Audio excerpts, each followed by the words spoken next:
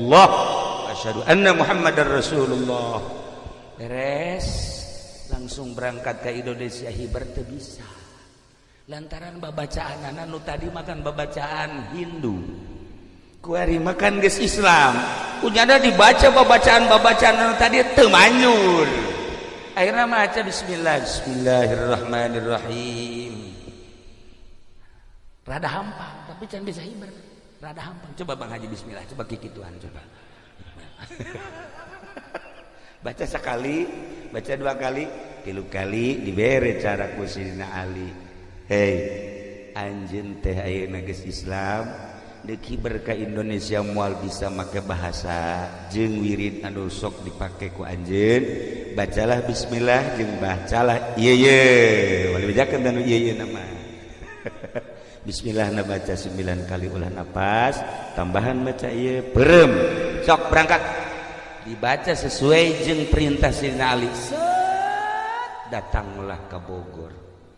Tidinya menghadap ke bapakna bebeja bahwa kaulah selama ieu teu aya nang tangan Sidina Ali gagah teh ternyata lain sembarangan horeng gagah teh gagah zahiran wa batinan ulah geus asup Islam.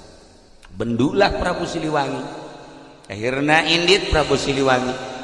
Geus teh indit tetep bae anjeunna kan diangkat jadi panglima, terus dakwahnya terus ngajakan Islam ngan harita aya jelema nu ngomong Prabu ari anu Islam mah biasana sok disundatan.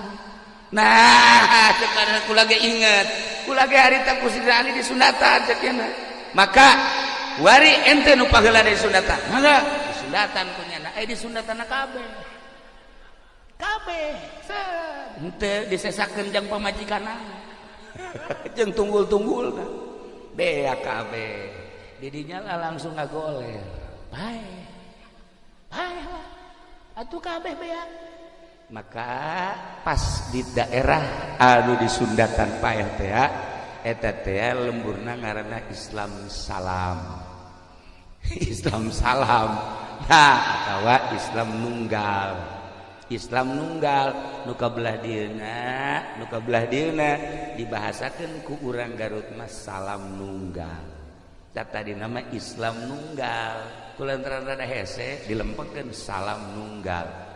Tidinya Sidina Ali ka Mekah deui hayang kapagih jeung Sidina Ali lantaran nu disundatan paeh bebeja nyana Bang Ali hampura kula di ditu nyundatan kok kula mah teu paeh. Ai itu mah paeh kumaha cara nyundatanna dibeakeun kabeh atuh deuleuh heula. Deuleuh heula nu maneh beakeun teu? Henteu atuh ulah kabeh-kabeh. Maka dibere cara nyundatan ku Sidina Ali netalah seperti pengkong-pengkong nu mara heula. Akhirnya langsung berdeka ke Indonesia kujara di sundatan simpen. Nah inilah sejarah nyundatan. Di samping eta Prabu Siliwangi kaditu deui guguru nyundatan oge guguru keislaman untuk keyakinan supaya mantap deui nyana di ditu diganti ngaranna nu tadi Prabu Kian Santang diganti ku Sidina Ali menjadi Sunan Rahmat. Sunan Rahmat baliklah ke Indonesia. Begitu balik ke Indonesia manehanana terus dakwah nyundatan terus manehanana bebeja ka bapana Prabu Siliwangi.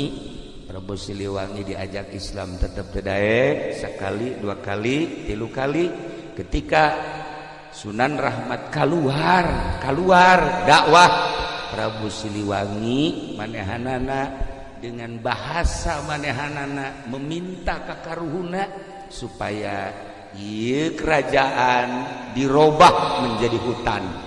Maka seketika etalah embung-embungna asup Islam Raja Pajajaran dirubah sakicep menjadi hutan.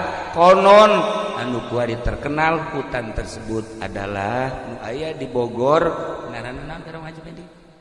Nu di Bogor teh nu sok kaditu kadaritu jelema.